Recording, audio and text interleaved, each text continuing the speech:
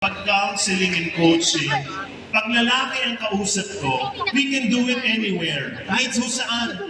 Kahit sa saradong pintuan, walang problema. Kahit dalawa lang, walang problema. Pero pag babae ang aking counseling or coaching, we cannot do it anywhere. We have to do it in a public place. Hindi pwedeng dalawa lang kami ng babae sa isang saradong pintuan. Delikado ho yan. I need to protect myself. So, meron ako mga ka-counseling. Walang biro ha? Magagandang babae. Alam niyo kung gaano kaganda? Yung pag naglakad, yung mga tao tinitingnan sila, ganun kaganda. Pero magugulat kayo sa dahilan ng kanilang buhay. I'll give you some examples. Kunyari, ang counseling namin ay alas 4 ng hapon. 3:30, nandoon na ako sa coffee shop. Yung maraming tao dapat.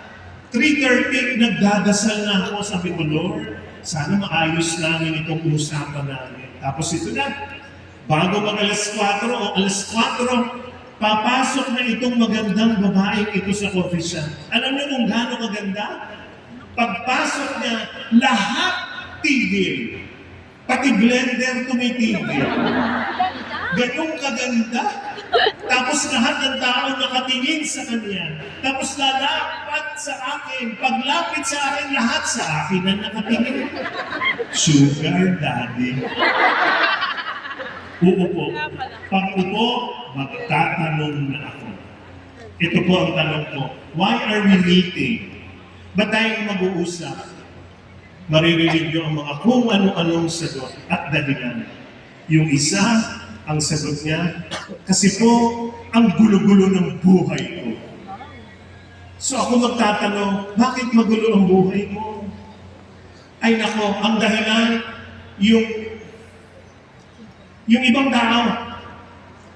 Kasi, pumatol ako sa may asawa. Kasi yung asawa ng pinatulang ko, walang kwenta. May dahilan.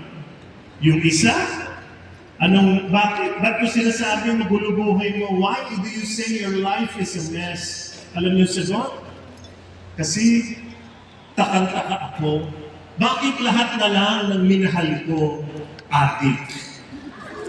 Yung mga ex ko, lahat adik. Ngayon may bago kong boyfriend, adik pa rin. Alam niyo sa loob-loob ko, hindi ko sinabi ha, sa loob-loob ko lang, ba't ka pumapatol sa adik? Walang pera yan. Patulan mo yung pusher. Hindi ko sinabi yun. Kaya parang sa loob-loob ko, ganda-ganda mo. Ano na yan? Tapos tatanungin ko, huhukayin ko talaga, ano talaga ang dahilan ng problema nila. And you will be surprised by this. Ang pinaruro at ugat ng kanilang problema at magulong buhay ay ang mga paniniwala nilang ito. Sasabihin sa akin, you know, ang gulo-gulo ng buhay ko kasi ang pangit-pangit ko. Ang pangit-pangit ko. Napakagandang mga babae. Pero ang tingin nila sa sarili nila, ang pangit-pangit nila. Kaya pag naririnig ko yung mga salita, ang pangit-pangit ko, naiinsulto ako. Sa loob-loob ko, kung pangit ka, ano pa kaya ako? Ano pa kaya itong katabi natin dito? Ang dami. Why is it important for you to reach your dreams? You need to look at yourself properly. Dapat tama. Kasi pag hindi maganda ang tingin mo sa sarili mo, tingi ang bigay mo sa mundong ito. Tingi ang bigay mo sa trabaho mo. Tingi ang bigay mo. Konti lang. Bakit? Hindi maganda ang tingin sa sarili. Tandaan niyo itong statement na to ha. The way you look at yourself is the way you live your life. Ulitin ko, look at the screen. The way you look at yourself is the way you live your life. Pareho ang mga prutas. Ano ang tingin mo sa sarili mo?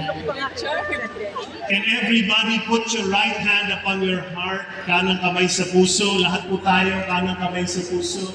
Pakisabi nga ito ng malakas, I am beautiful. I am beautiful. I am wonderful. I am wonderful. I am amazing. I am amazing. Paniwalaan niyo yan kasi yan ang totoo. Tapikin niyo yung katabi niyo, sabihin niyo sa kanya, you are amazing. You are amazing. You are amazing. You are amazing. You're amazing. Continue believing you are amazing and you are going to reach for your dreams. Ito po yung pangatlong tao na gusto kong ipakilala sa inyo. She gave her all. That is why she is who she is to all of us. Kilalang-kilala niyo po yan. Mother Teresa. Nung buhay si Mother Teresa, ang tawag sa kanya, the living saint. Alam niyo ba ng kwento niya? Kukwentuhan ko kayo ng isang kwento ni Mother Teresa. Siya ay Albanian na nagmisyon sa India, sa amin. Doon siya nagmisyon. Tapos doon sa kumbento niya, umaga-umaga lalabas siya, maglalakad sa mga kalye ng India, hahanap ng pinakamahihirap na tao, yung mga may sakit. At anong gagawin? Aarugain, papaliguan, papakainin. Yun ang ginagawa niya araw-araw. Tapos, dahil yun ang ginagawa niya, merong isang Brahman. Yung Brahman ay leader ng isang simbahan na hindi Kristiyano. Yung Brahman na ito, nagagalit sa kanya. Inaakusahan siya. She was being accused of changing the religion of the people that she helps. Pinapalitan ng relihiyon yan. So pinapasumbong niya dun sa mga polis. Yung polis darating, papanoorin si Mother Teresa. Tapos sabi ng polis, talaga? Sabi ng mga polis, ayaw namin huliin yan. Puhuliin lang namin yung babaeng yan. Kung gagawin mo yung ginagawa niya, ayaw gawin ng Brahman. Nakakadiri. Nag-aalaga ng mga tao may sakit. Papaligo, ayaw niya. But every day of Mother Teresa's life, pagbukas niya ng pinto ng gate niya, lalakad siya sa street, yung Brahman, sigaw ng sigaw sa kanya. Inaakusahan siya. She is being cursed by this Brahman. After many years, one morning, paglabas ni Mother Teresa sa kanyang gate, aba, tahimik. Walang sumisigaw-sigaw at umaaway sa kanya. So punta siya doon na pinaalagaan niya yung mga tao. Tahimik. Takang-taka siya, bakit? Tapos punta siya dito, alagaan niya yung tao rito. Mamaya punta siya dito, alagaan niya. Mamaya pagdating niya dito sa isang kalye, nakita niya isang lalaki na parang pamilyar ang itsura. Alam mo, nung tinignan niya ng mabuti, kakaawa yung itsura. Sino yon? Yung Brahman. Nagkasakit, malubha ang sakit. He was kicked out by his church and he was living on the streets. Nandun na sa kalye. Walang nag-aalaga. Malala na ang sakit. So talagang siya, takang-taka, ano nangyari dito? And you know what she did? What she's doing every single day. Nilapitan niya yung Brahman. Inalagaan niya. Pinunasan, pinaliguan, pinakain, dinamitan. At alam niyo, yung Brahman, grabe iyak. Hindi na halos makapagsalita. At ang sinabi ng Brahman sa kanya, "Are you God? Are you God?" At maya-maya, namatay ang Brahman sa mga kamay ni Mother Teresa. Bakit namatay?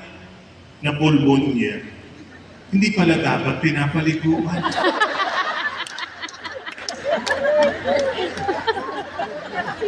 Mali pala, mali. What is my point? This is my point. Kasi tinitingnan ko pa lang kayo, pagpasok ko dito, kitang-kita ko, your dreams will come true. Sigurado yan. Sigurado yan. I can see it. I can feel that your dreams will come true. But this is my request to you. As you fulfill your dreams, please, please, do it with great love. Do it with great love. May pag-ibig sa puso. Ang mga kliyente po ninyo, kami, kasi ako ay kliyente ninyo, mga milyon-milyon lang naman ang pera ko sa inyo. Walang biro. Alam namin kung ang tingin nyo sa amin ay pera. Nararamdaman namin yun. Nararamdaman namin mga kliyente ninyo kung mahal nyo talaga kami.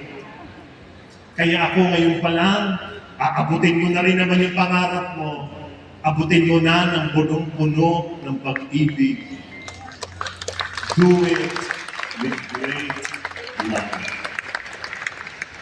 Ako po yung nagka-picture with Mother Teresa.